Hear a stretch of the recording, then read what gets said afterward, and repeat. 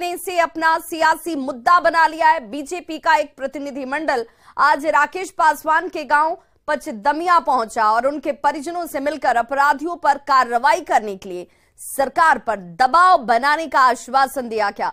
प्रतिनिधिमंडल में पूर्व मंत्री रामप्रीत पासवान, जनक राम और विधायक लखींद्र पासवान समेत कई लोग शामिल रहे।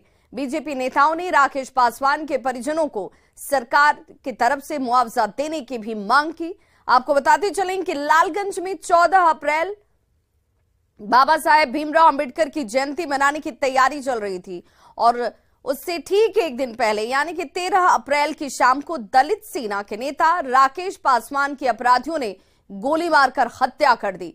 राकेश पासवान अपनी मां के साथ घर में बैठे हुए थे और तभी अचानक से 4 अपराधी पहुंचते हैं। पहले उन्हें राकेश पासवान का पांव छुआ और फिर अंधाधुंध फायरिंग शुरू कर दी गई, जिसमें राकेश पासवान की मौके पर ही मौत हो गई। उनके हत्याकांड के 1 हफ्ते बीत चुके हैं, लेकिन अपराधी अब भी पुलिस की गिरफ्त से बाहर हैं। 14 अप्रैल को बाबा साहेब भीमराव अंबेडकर की जयंती मनाई जानी थी, लेकिन ठीक उसके पहले 13 अप्रैल को वैशाली के लालगंज में एक दलित नेता की हत्या कर दी जाती है। राकेश पासवान स्थानीय दलित नेता और खास तौर पर काफ़ी चर्चित लोगों के बीच में वो रहे हैं और देखिए किस तरीके से उनकी निर्मम हत्या कर दी गई। इसी कुर्सी पर शाम में अपनी मां के साथ वो बैठे थे। अपराधी आते हैं, उनका पांव छूते हैं और पीछे से एक साथ कई गोलियां उन पर चलाई जाती हैं। मौके पर ही उनकी मौत हो जाती है। हमारे साथ उनके परिवार के सदस्य हैं, उनके भाई हैं, उनके पुत्र हैं। इन लोगों से बात करेंगे। बोले कि कौन है, चिल्लाए, बस वो हम पर भी ऊपर से हम लोग भी ऊपर से हमारे ऊपर भी ऊपर गोली चलाया।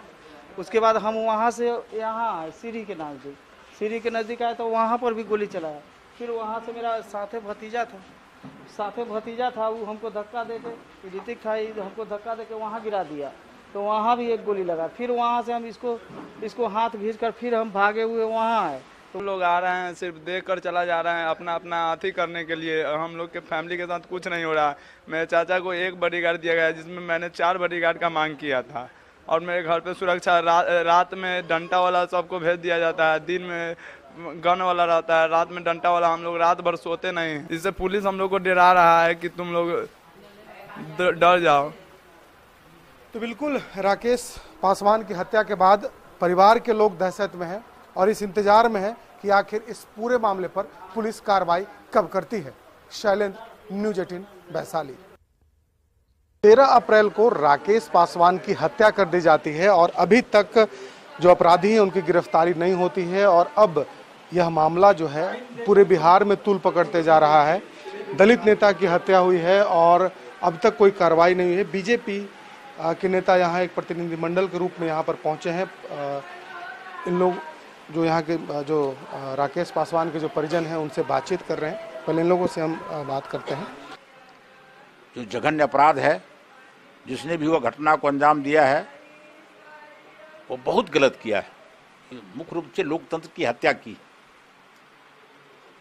और मैं यहाँ के इनके भाई, इनके पुत्र, यहाँ के मुखिया, स्थानीय लोगों के मुंह की हंसी छीन लिया है।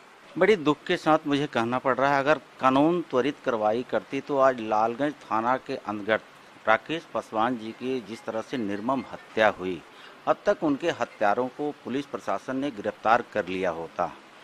दुख के साथ कहना पड़ रहा है कि आज भारतीय जनता पार्टी के एक शिष्टमंडल आई हुई है। अगर समय रहते अपराधियों को पुलिस प्रशासन कानून अगर कार्रवाई की होती तो आज ये कमेटी को आने की जरूरत नहीं पड़ती।